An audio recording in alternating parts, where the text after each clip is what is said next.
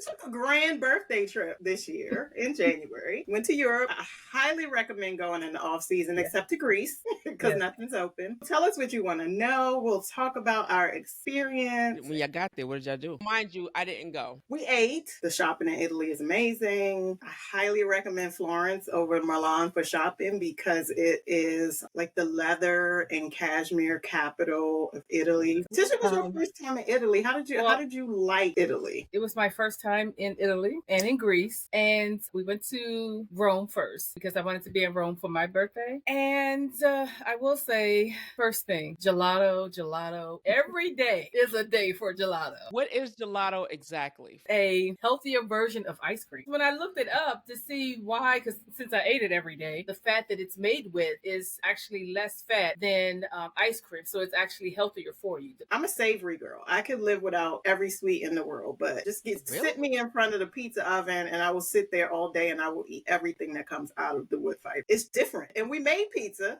and pasta for the birthday. I always wanted to take a pasta making class, so to take it over there on my birthday, I was so excited. I brought back the materials to make pasta. Have you made I have not yet. After I got back, I got the flu, so our first day we did 25,000 steps. So walked, we took train, we got lost, we walked some more. Every time we got lost, we stopped to eat because why not? Where were you guys when y'all took the picture in the dresses? That was Greece. It was my first time in Greece, and I found Athens to be very urban. If you put the signs in English and change the people, you're in New York. But the Greece that you see in My Big Fat Greek Wedding and all of these movies and stuff, that is Mykonos. It's shiny, it's pretty, except for the cat poop. You said the cat food?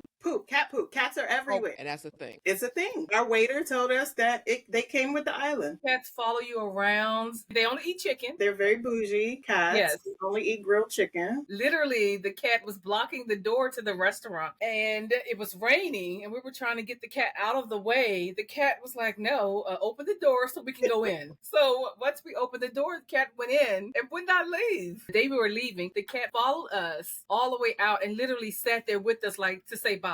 The same cat escorted us out. So Mykonos is to cats like New York is to pigeons. No, Greece is to cats. Greece. Okay. Like New York is to pigeons. Okay. Pigeon. People don't have them as pets. It's just basically they just roam the place. No, they feed them because the one thing I will say is there were no rodents, there were no flies. Since you have to tell them about the octopus. Okay, so this is in Mykonos. Now, Mykonos is a beautiful island. We were in the restaurant, and the restaurant is right in front of the waterfront. So this man walks over, and we're sitting there having lunch or dinner, and we're sitting there so we can see the waterfront. This man walks over, he sticks his hand in the water, and when he brings his hand back out, an octopus is wrapped around it. So he's literally standing there fighting the octopus, trying to, free his hand. And I'm looking at it, and the waiter, he actually like kind of steps outside to watch the man. So the man was finally able to free his hand and kind of like rip something out the octopus, and then he went walking down the street. So I'm like, wait a minute, did he just go over to the water and pull out an octopus? And the waiter's like, yes. He said he's gonna have it for dinner. He was like, oh, he does that all the time. So, and I was like, really? He's like, yeah, like it's right there. Everything is fresh. So of course, the silly women that we are decided that we are going to walk along the water's edge and see if we can find ourselves an octopus. Oh no, stop playing. Did y'all drink your hand in there? No. I just wanted to see it. They don't have any crime there. You can literally just go over to the water and grab your food and take it home and eat. They have like a homeless problem or like a food problem? No homeless. We walked through a meat and produce market, and I had never been in a place with dead animals that didn't smell because it's so fresh. I think our waiter put it best. He said almost everything in Greece comes from Greece. They don't import a lot of things. Except for beef, because they don't have cows. But they grow everything. They make everything. One thing we did notice is every night we went to a restaurant, it was packed. It was fun though. We met a soccer team in our hotel, semi-pro, because I didn't recognize the jerseys. And how long did you guys stay? 10 days. But Yes. it was broken up. So every place we went was like a 3-day stay. We had an extra night in Athens because that's where we flew from. Really And then good. we had a whole day at the airport in London.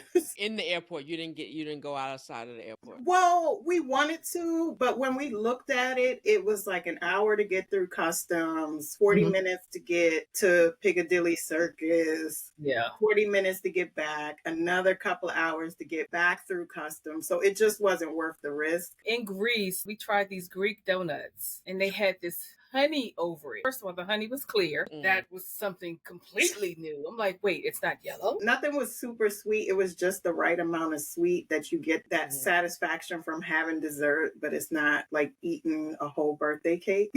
Our tour guide, she gave us a lot of great information, especially about how Greece, they don't have wood. It's very expensive to import wood, which is why everything is in marble. And I'm like, oh, okay, that makes sense. Why the streets and the wall, everything is in marble because it's cheaper for them. So what was the shopping scene like? They all have designer sections of the city. We did go to the Gucci Garden in Florence, but we got there kind of late, so we didn't experience it like we really wanted to. For those of us who are of a certain age, United Colors of Benetton still exists in Europe, so we saw that. Like, they don't have it in the States, though. They don't have it in the States anymore, so we were very surprised at that. Shopping for me in Florence is street. They have a whole alley and it's just street vendors. And I mean, it's like Canal Street from the 90s on crack. Really? I mean, Walt, anything that you want, you can get from these street vendors.